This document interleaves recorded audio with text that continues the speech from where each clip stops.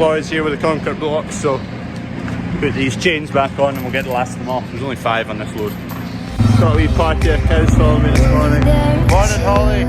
So I'm just in the field of rape at the moment. Oh, it's class. Big breakdown. It's the drill working there.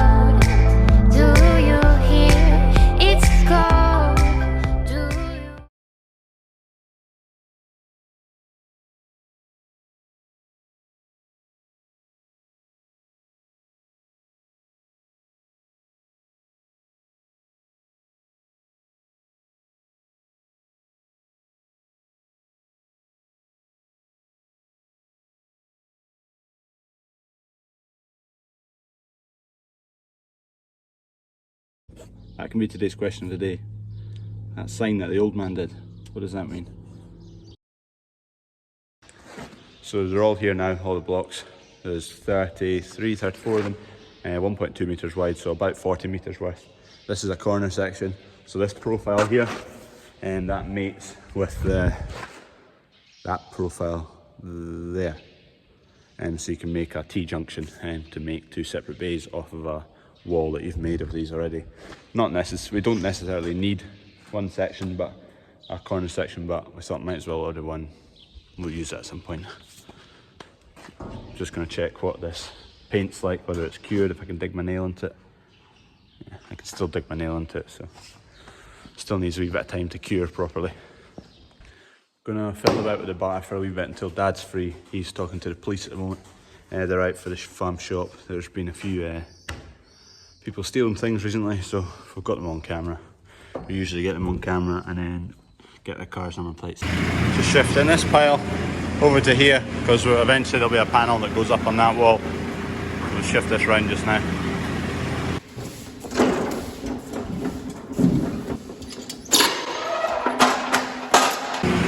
When I put it in, that wall wasn't in the way, so I don't know if that's making it difficult to get out. Also, there's no space behind him to reverse into that bay. Small gap. It's not going through there.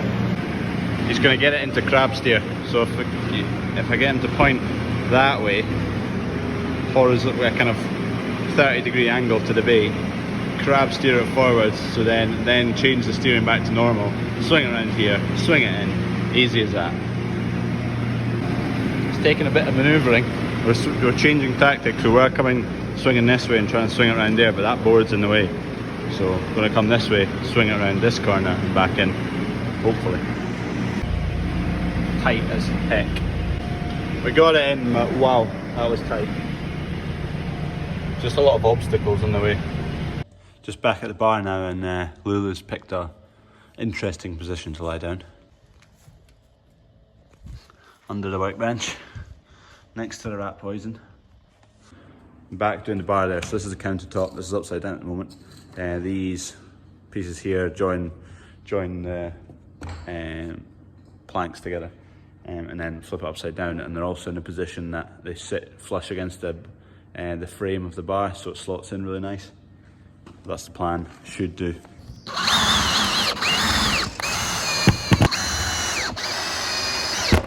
I've not really videoed any of it, but that's 3 of the pieces for the top of the bar basically complete.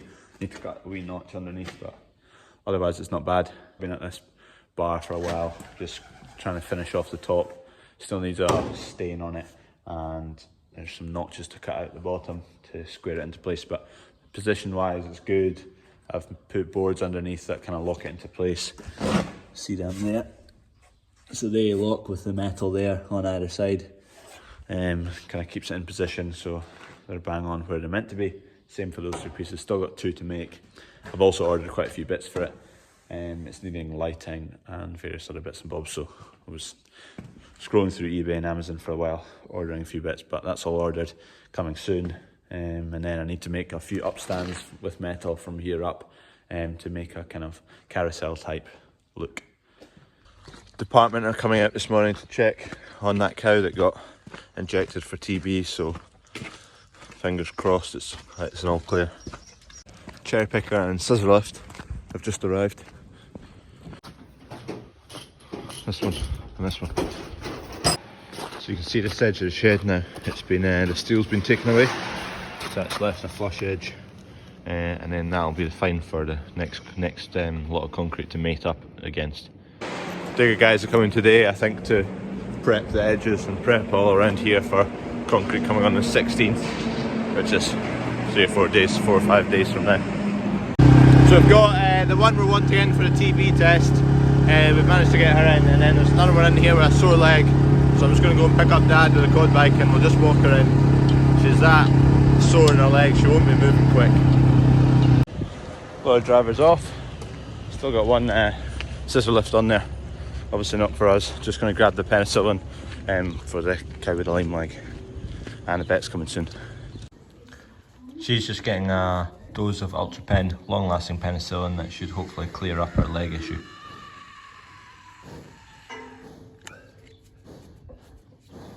Just injected 2 animals with long-lasting penicillin. So they're in there now. They've been injected. Make a record of that. Batch number comes with this as well. So we're going to swing the other one round that's been TB tested into the crush there, and then we can, well, the vet's going to come and just make her decision as to whether she's passed the test or failed the test. So last week the vet shaved a couple of wee bits there and injected a vein in the top, a bovine in the bottom, and now there's 2 lumps, and what we're hoping for is that the top lump is bigger than the bottom lump, and that means she's TB clear, which from just feeling, it seems like the top one's bigger, so hopefully the vet says that too. We can now all go back outside, back to the field, back to the grass. You can see her with the limp. So we've injected her, and the Angus there, that black one, white face, she's got a wee bit of a sore leg. Great news, TB clear, which is exactly what we were after.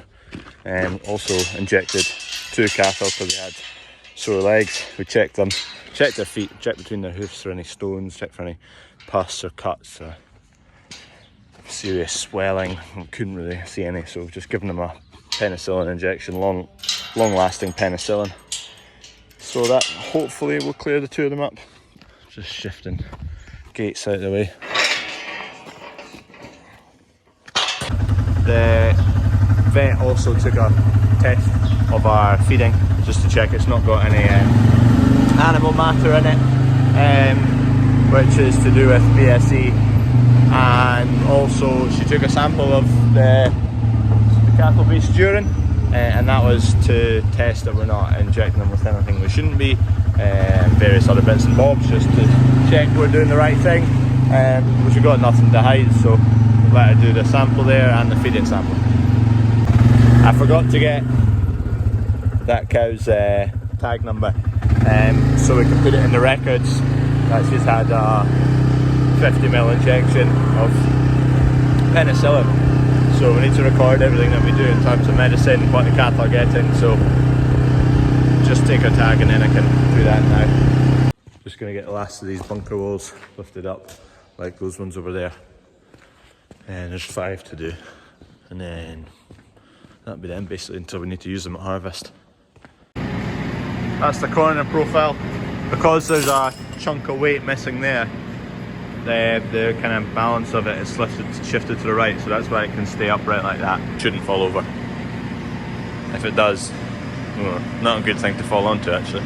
So now that that's in, shift the forklift into place, chain over the top, and then just lift it all the way up into place. You do it from the top hole so that when it's at the top it doesn't kind of fall over the other side. If you did it on the bottom hole, it would be a lot more awkward. By the time you get the forks up high, it would kind of topple over that way and just wouldn't be that controllable. So I'm just trying to keep the chains dead straight up the way, and then it shouldn't become unbalanced or anything like that. There you go. And that's it. The only thing is now, it's right up there and I can't reach, but just stand on the forks. I've just been using a brush.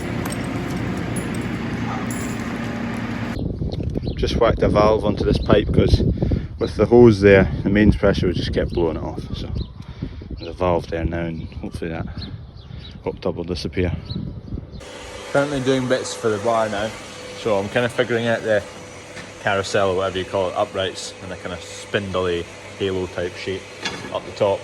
So these are going to be my uprights, and they will slot into this piece, and I'll drill and tap a couple of bolts into here so you can tighten these ones down, or you can adjust the height, and they will be welded on a bracket that sits out here, so they'll slot into a piece that sits here, and they'll go out the way, and they'll have nice bits wrapped around them and lights and all that. So there's kind of a pillar at each corner and then joins across the top. Second last set, you can see them here, cleaned up the edges. Don't know if you can see that, there you go, on the bench grinder. One, it gives it a wee bit of a recess for the weld to kind of sit, and it also cleans up the edges so there's no sharpness to them. Hands are manky.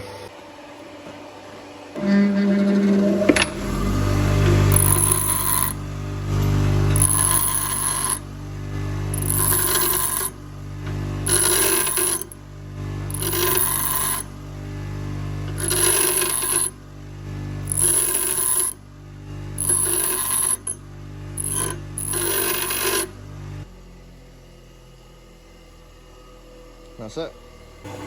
Just making up these brackets now. I've made a wee jig for it. It's welded to the table, so they look like this.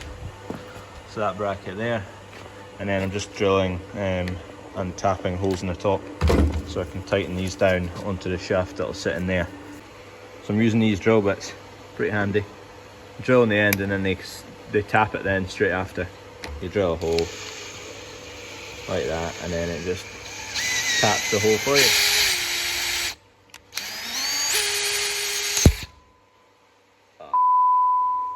Currently fixing one of the swings in the kids' play area.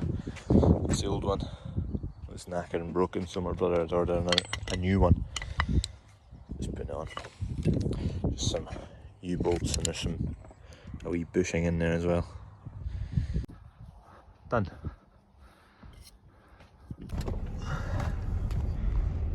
Shed's looking tip top, it's looking huge.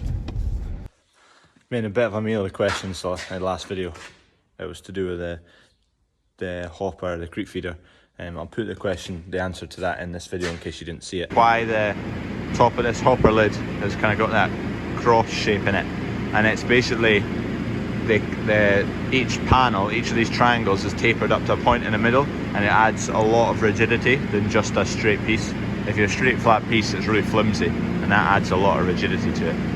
And it was also this question, which I'd kind of asked the day before and kind of didn't.